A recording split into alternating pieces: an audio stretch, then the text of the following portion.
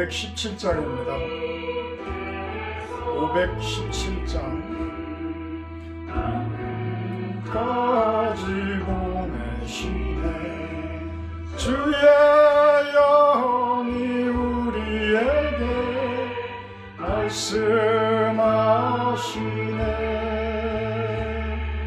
땅끝까지 전파하라 명령하시네.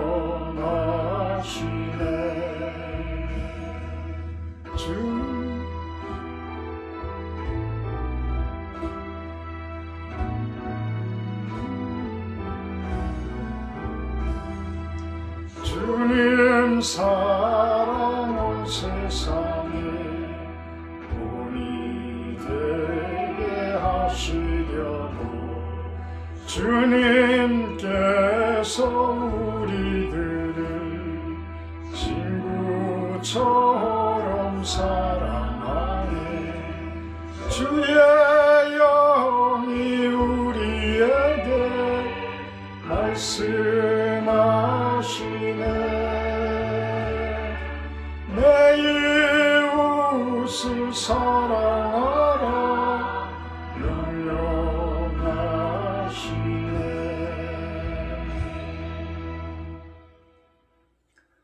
519장 찬송하고 예배 시작하도록 합니다. 519장입니다.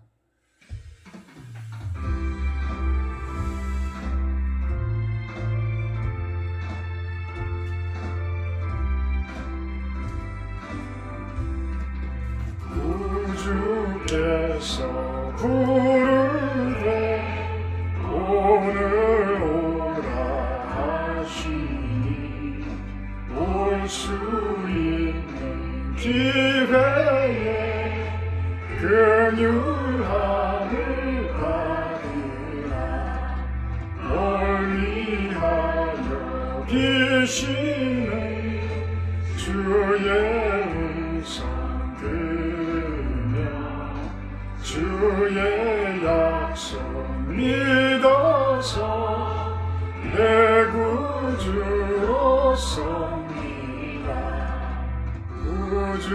구주께서 널 위해 기다리고 계시니 모든 고통 두려움 주께 와서 풍성하신 그 은혜 자비로운 그 사랑 회개하고 주께와 간구하여 오느라 모든 죄를 떠나서 회개하고 나오라. 주가 용서하시고 너를 영접하시리.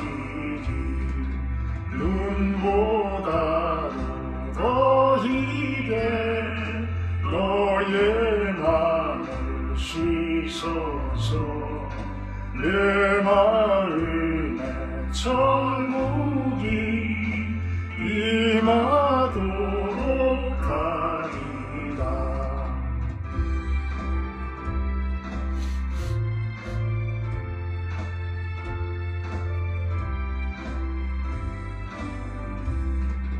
지체 말고 주께로 어서 바뀌나.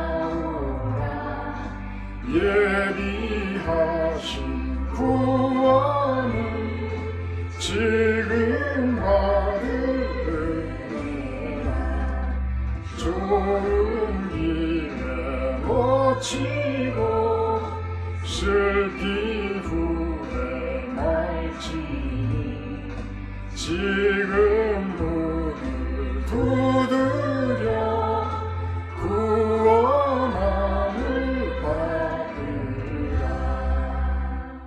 아멘. 다같이 사도신경 하심으로 신앙 고백하도록 합니다. 나는 전능하신 아버지 하나님 천지의 창조주를 믿습니다. 나는 그의 유일하신 아들 우리 주 예수 그리스도를 믿습니다. 그는 성령으로 잉태되어 동정녀 마리아에게서 나시고 본디 빌라도에게 고난을 받아 십자가에 못 박혀 죽으시고 장사된 지 사흘 만에 죽은 자 가운데서 다시 살아나셨으며 하늘에 오르시어 전능하신 아버지 하나님 우편에 앉아 계시다가 거기로부터 살아있는 자와 죽은 자를 심판하러 오십니다. 나는 성령을 믿으며 거룩한 공교회와 성도의 교제와 죄를 용서받는 것과 몸이 다시 사는 것과 영생을 믿습니다. 아멘. 사랑의 하나님, 감사합니다. 이 아침도 이렇게 예배로 시작하게 하시고 하루를 또한 주님께 온전히 맡기고자 합니다. 우리들이 주님 안에서 열심을 가지고 살고 세상 가운데에서 충성을 다하는 모습으로 살아갈 때에 이 세상이 참으로 아름다워지고 나로부터 내 가정과 내 직장과 내 주변이 건강하여짐을 바라봅니다. 항상 승리하게 하시고 우리들이 처한 어느 곳이 되었든지 그곳을 하나님 나라로 세워가는 귀한 사역자들 되게 하여 주시옵소서. 예수님의 이름으로 기도합니다. 오늘 말씀은 마태복음 3장 1절에서 10절 말씀입니다. 마태복음 3장 1절에서 10절 말씀입니다. 봉독합니다.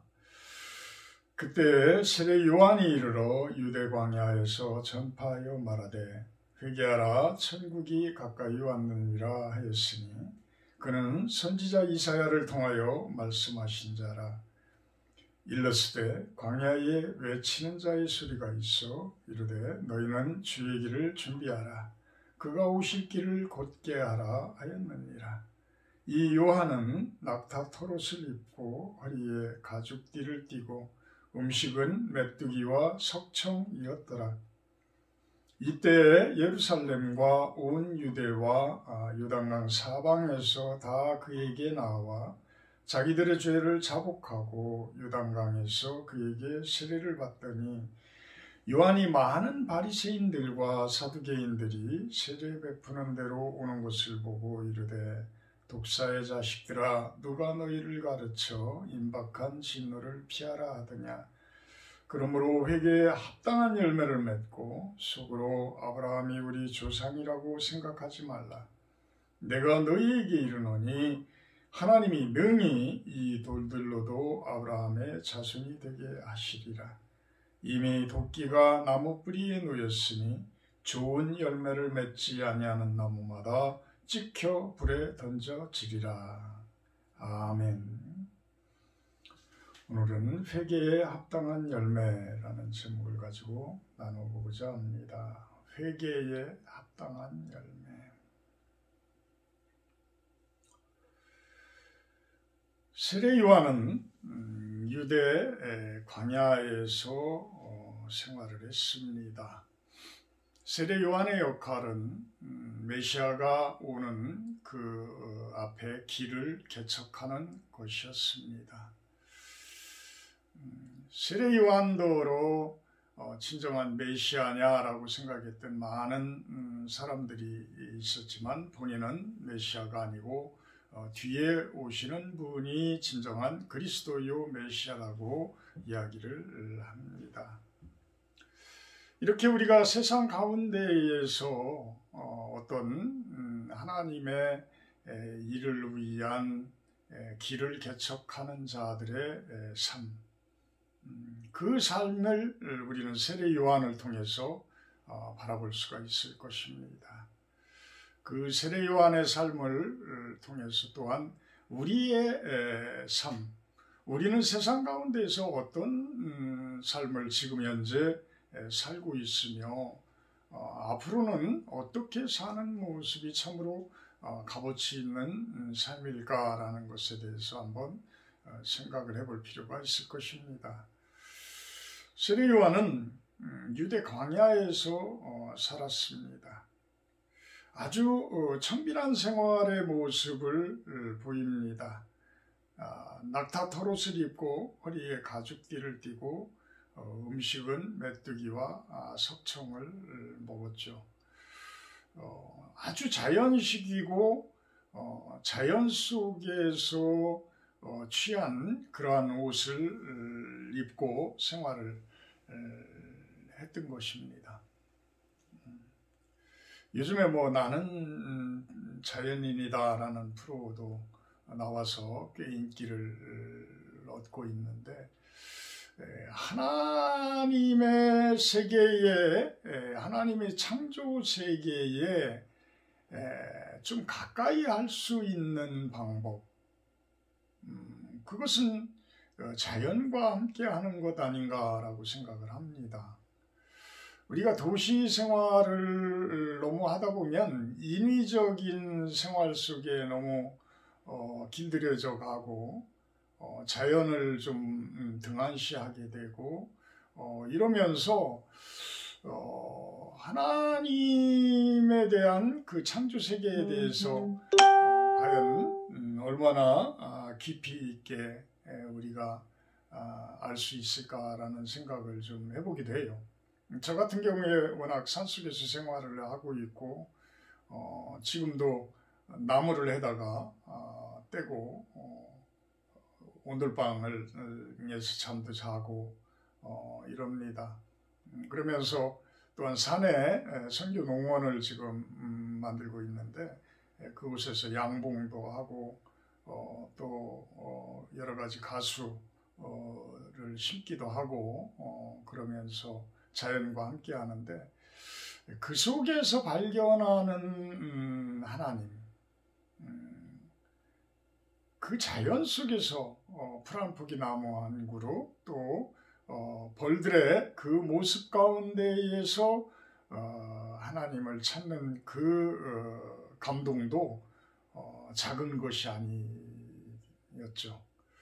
그래서 그런지 하여튼 요한은 그렇게 좀 세상과는 세속과는 좀 동떨어진 모습으로 의복, 음식, 생활 방식 이런 것들에서 구별되어진 그러한 삶을 살았던 것 같습니다.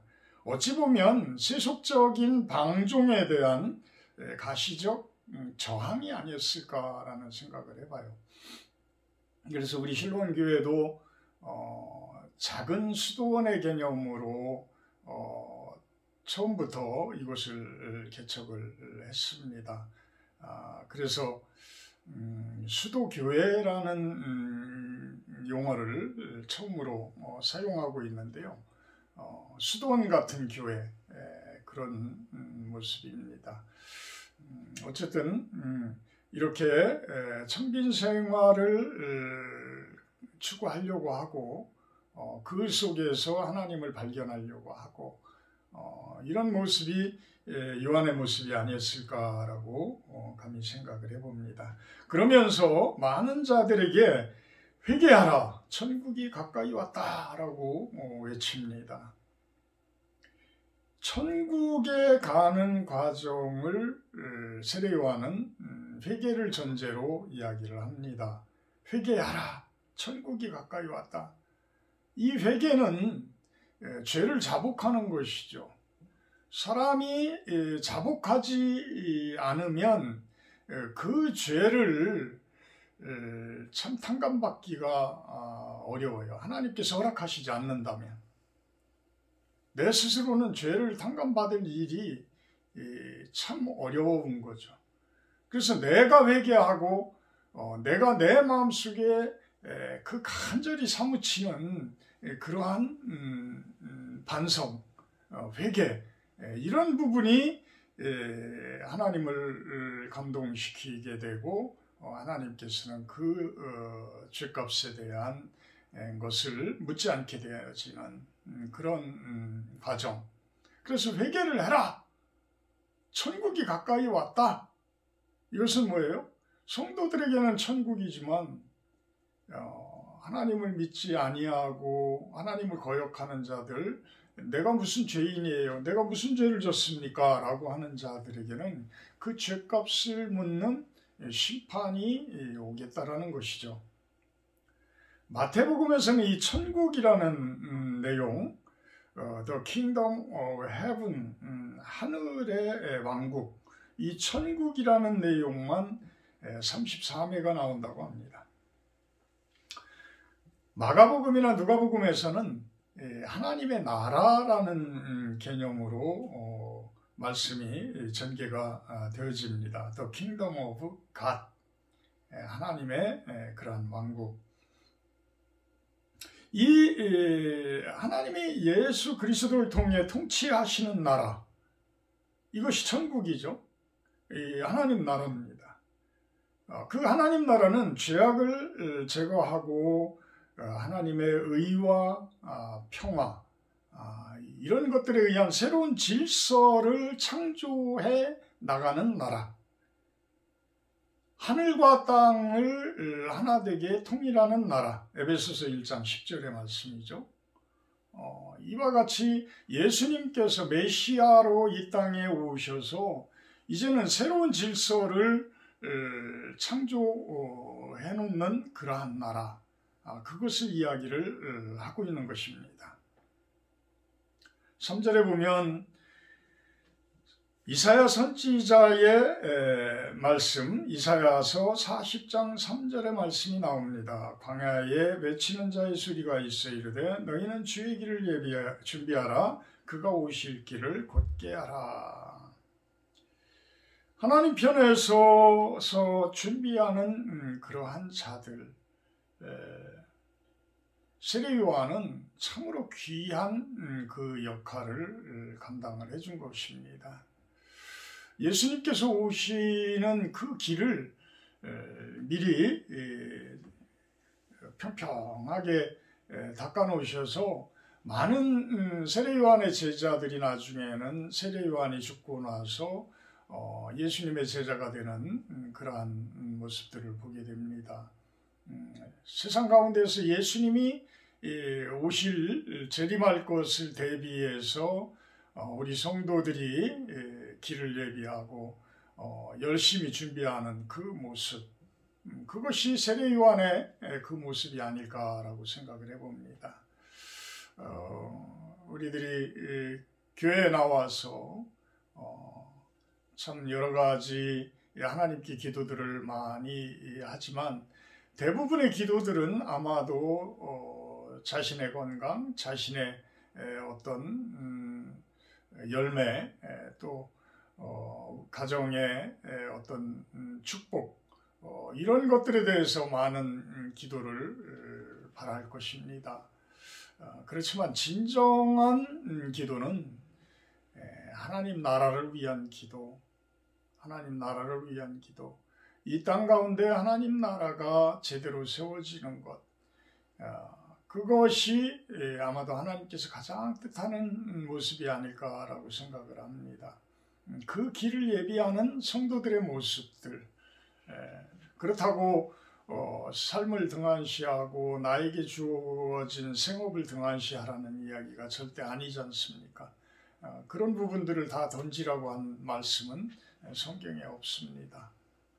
이렇게 하나님의 길을 준비하고 예비하는 데는 우리들의 생업과 직업 또한 참으로 중요한 역할을 할 것입니다.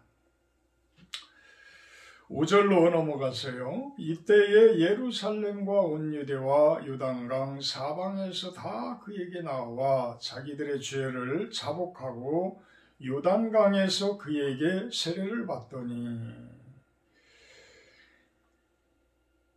세례 요한이 참으로 유명했던 분이신 것 같아요.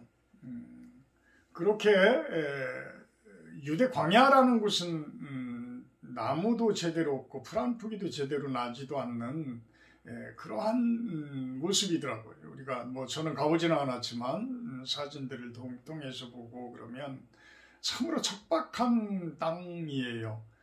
그런 곳에서 세례 요한이 말씀을 전하고 하는데 그곳에 많은 사람들이 찾아오더라는 것이죠. 아주 많은 사람들이 찾아왔다. 그래서 요단강, 유대와 요단강, 예루살렘 온 사방에서 다 그에게 나와왔다. 그러면서 세례 요한의 이야기처럼 많은 자들이 죄를 자복하고 요단강에서 그에게 세례를 받았다. 그때 당시의 세례의 모습은 완전히 요단강에 몸을 적시는 그러한 모습이죠. 나는 완전히 이제는 물에 죽은 모습입니다. 내 죄는 이렇게 완전히 물로 씻김을 받아서 완전히 죽었습니다. 그러면서 다시 나오는 모습이 깨끗이 정화되어진 모습으로 거듭나는 그러한 의식, 이 의식이죠. 그 의식을 하기 위해서는 아까도 이야기했지만 회개라는 것, 죄를 자복한다는 것, 이것들이 꼭 필수 과정이다. 세례 요한의 시대에는 이렇게 볼 수가 있는 것입니다. 옛 자아가 죽고 거듭나는 의식. 여기에서는 성경 구절이 또 하나 생각이 납니다.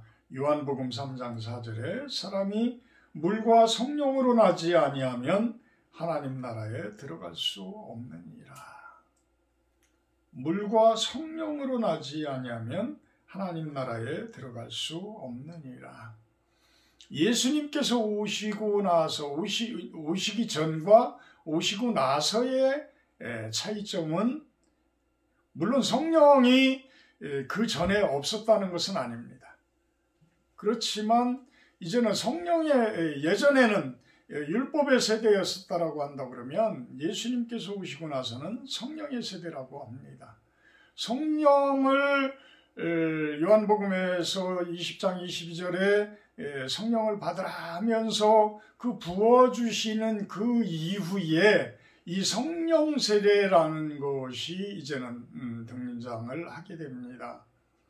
그러니까 예전에는 세례 요한 시대까지는 물로 씻김을 받는 그러한 시대였었다라고 한다 그러면 이제 예수님께서 오시고 성령을 주신 이후에는 성령에 의한 정결함, 물로 깨끗하게 정결함을 주는 의식은 어찌 보면 육신적인 모습, 우리 몸적인 그러한 부분들 이렇게 우리가 볼 수가 있지만 이제는 내면 깊숙한 그 영적인 세계 속에서 바라보는 우리 내면 그 부분은 이제는 물로만 씻어서는 씻어질 수가 없는 상태이기 때문에 성령에 의해서 씻기워지는 그러한 모습. 그러니까 이제는 예수님께서 신성과 인성을 가지고 계셨듯이 우리의 신성적인 부분과 인성적인 부분까지도 깔끔하게 이제는 씻음을 받아야 된다. 그런 자들이 하나님 나라에 들어갈 수가 있다.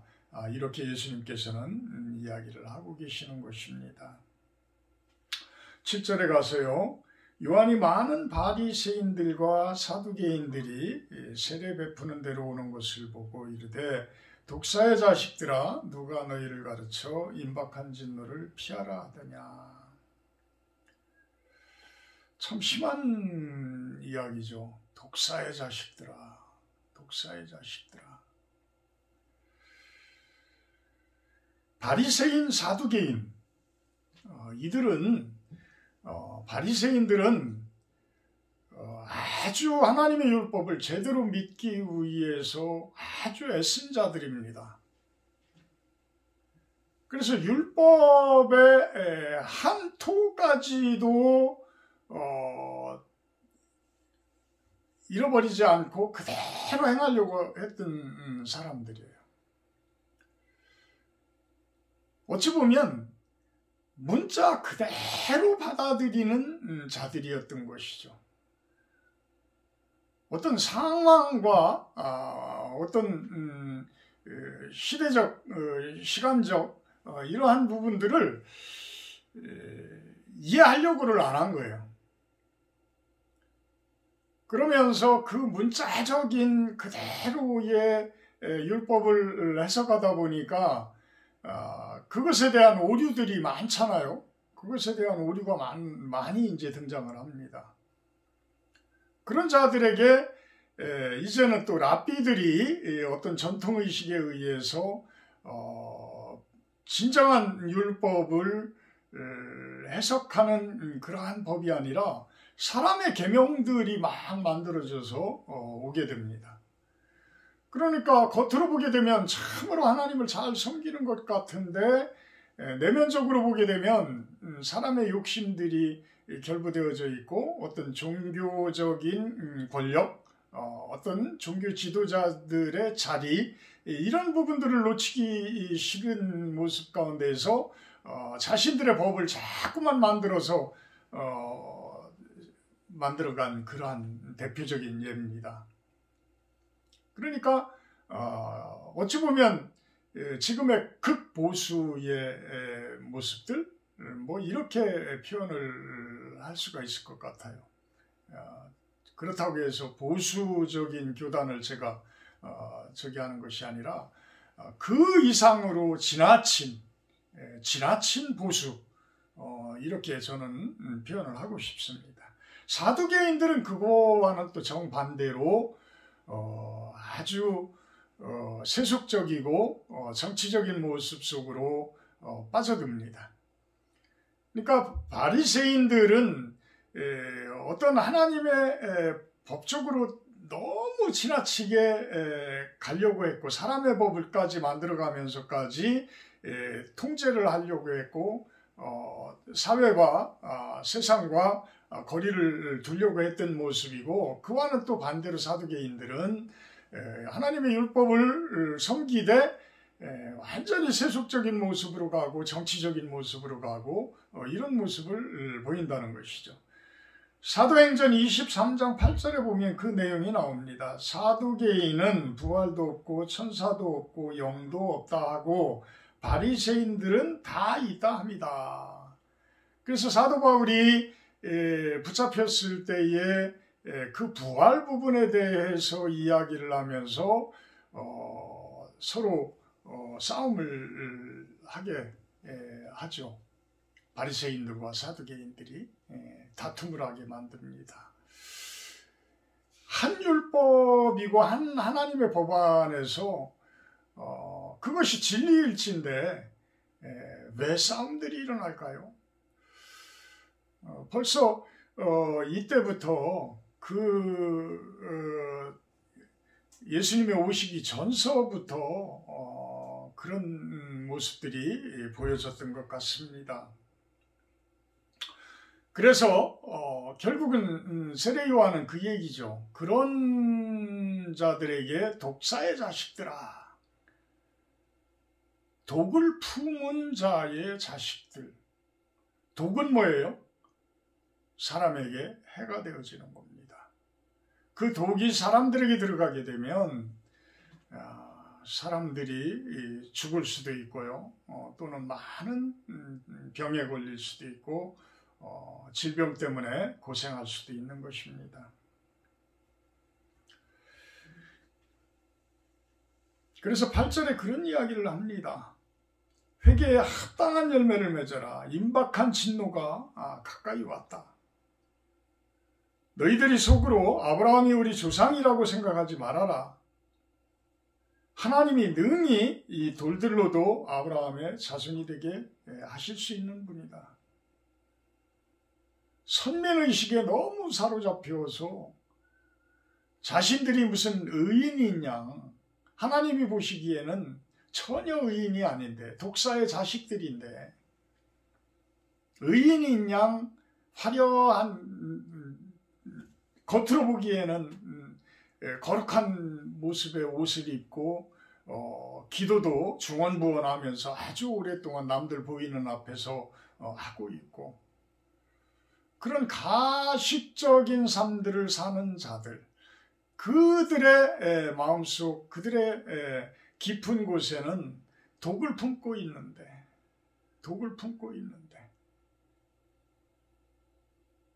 세상적으로 힘들게 하고 하나님의 세상을 병들게 하고 하나님의 이름이 욕되게 하고 하나님의 얼굴에 먹칠하는 그러한 모습들 본인들이 깨달으면 회개를 하겠죠. 본인들이 못 깨달으니까 문제가 되는 것이죠. 스스로 못 깨달으니까 문제가 되는 거예요. 스스로 내가 가장 옳은 사람이다라고 생각을 하니까 문제인 거예요. 가장 낮은 곳에서 나를 바라봐야 되는데 가장 높은 곳에서 나를 바라보려고 하고 남들을 가르치려고 하고 남들의 그 좋은 모습들은 보려고 하지를 않고 남들이 한마디 하면 그 말을 많이 배웠다라고 생각을 해서 다른 말로 후려치기도 하고 이러한 모습들은 말에 독이 되고 마음에 독이 되고 가시가 되어져서 사람을 아프게 합니다. 어찌 보면 지금 우리들의 모습, 우리 기독교인들, 크리스찬들의 모습이 그대로 반영된 것 아닌가라고 생각을 해봐요.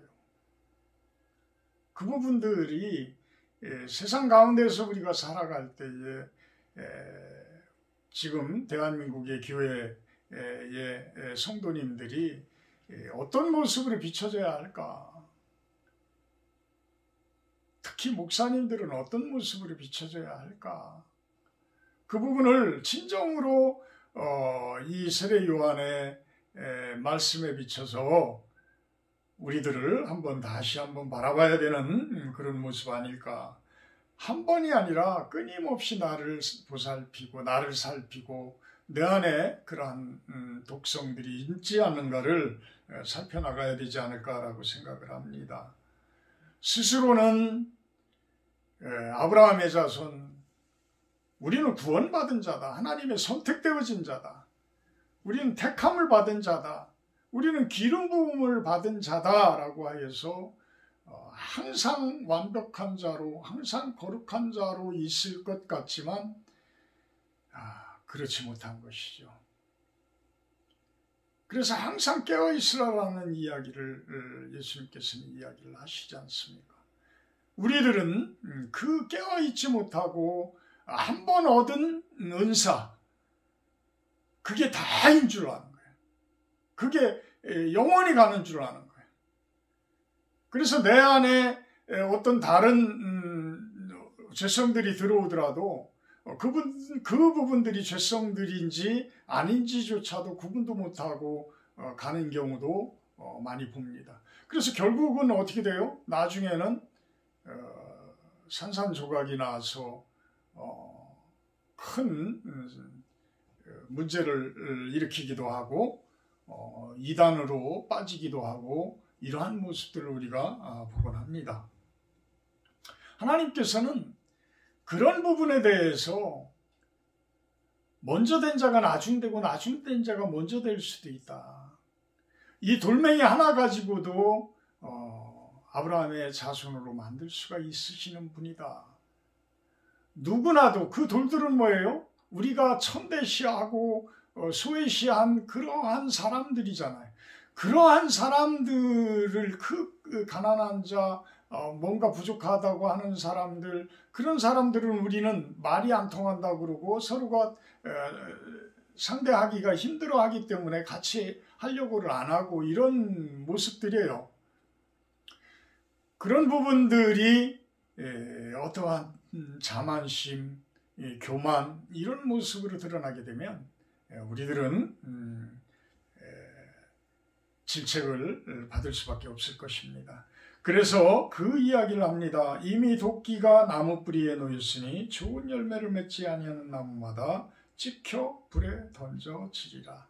이미 도끼가 나무 뿌리 위에 올려져 있다. 이미 심판을 하고자 하는 그 도끼가 우리들을 생활 가운데에 놓여져 있다. 참 무서운 이야기죠. 참 무서운 이야기. 두려운 이야기입니다. 그래서 항상 우리가 살아가면서 두려움과 떨림 가운데에서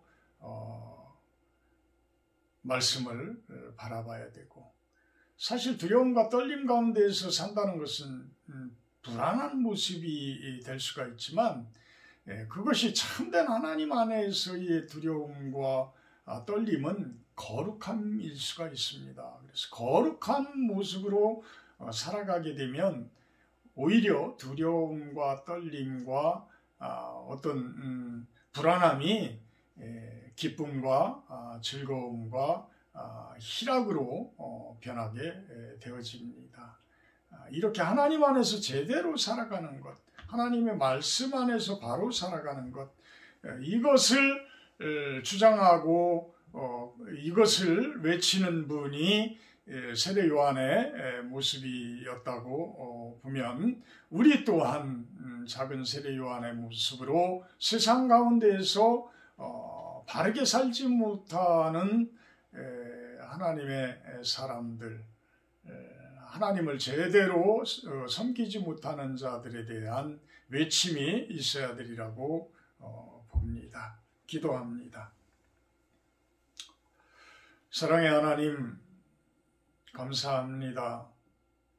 세례 요한의 외침같이 저희들 또한 광야와 같은 그러한 정결한 곳에서 청빈한 모습으로 세상 가운데 살지만 그 속에서 세례 요한의 외침을 우리들이 외쳐나가는 그 모습이야 되리라 봅니다.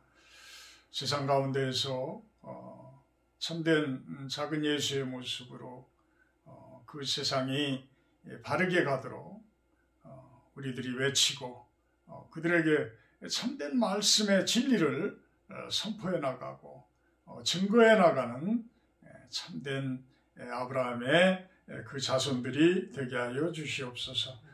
감사드리며 예수님의 이름으로 기도하옵나이다. 하늘에 계신 우리 아버지여, 이름이 거룩히 여김을 받으시오며 나라 임하옵시며 뜻이 하늘에서 이룬 것 같이 땅에서도 이루어지이다. 오늘날 우리에게 일용할 양식을 주옵시고 우리가 우리에게 죄지은 자를 사하여 준 것 같이 우리의 죄를 사하여 주옵시고 우리를 시험에 들게 하지 마옵시고 다만 악에서 구하옵소서. 내게 나라와 권세와 영광이 아버지께 영원히 있사옵나이다. 아멘.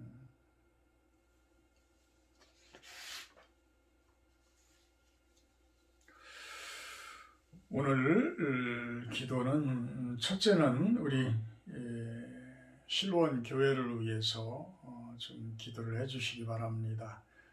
온라인 교회 이제 시작한 지 일주일 되어지는데요. 지치지 않게 하시고 많은 분들이 또한 화려하지는 않지만 유명하지는 않지만 훌륭하지는 않지만 그냥 있는 그대로 진솔하게 예배를 진행해 나가고자 합니다. 그 모습 그대로 주변에 교회에 마음은 두고 있지만 가까이 하지 못하는 그런 분들에게 좀 전도 좀 많이 해주시기를 바랍니다. 그런 분들이 우리 온라인 예배를 통해서 예수님을 알고 하나님을 알아간다라는 것, 또 큰 역할이라고 봅니다. 그래서 우리 온라인 교회가 10년이 가든 20년이 가든 끝까지 지치지 않고 끊임없이 해나갈 수 있도록 기도를 부탁합니다. 또 두 번째는 우리 김묘중 교장 선생님이신데 예수님을 알은 지 얼마 안 되신 분입니다. 그래도 예수님을 좀 깊이 알고자 해서 끊임없이 노력하고 또 혼자 있는 곳에서 예배를 드리고 이런 모습입니다. 우리가 기도를 좀 많이 해주셔서 그 가정이 바로 서기를 주님의 이름으로 축복합니다. 첫째, 동생의 가정이 빨리 빛을 갚을 수 있게 해달라는 기도 제목입니다. 두 번째, 우리 딸 올해에는 합격의 영광을 하나님께 드리도록 해달라고 합니다. 지금 시험을 공무원 시험을 계속해서 준비를 하고 있습니다. 몇 번 실패를 받던 것 같은데 우리들이 좀 합심해서 기도를 해줄 때에 좋은 성과물이 있지 않을까라고 생각을 해봅니다. 실제는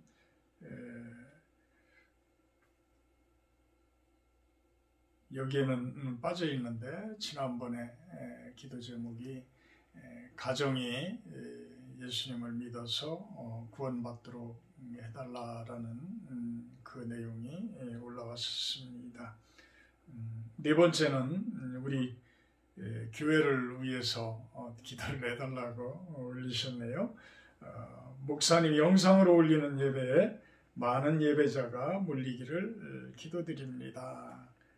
이렇게 이야기를 하면서 집에서는 영상을 듣는 것이 아직도 어려울 정도다 이렇게 이야기를 하십니다. 기도의 시간 갖도록 합니다.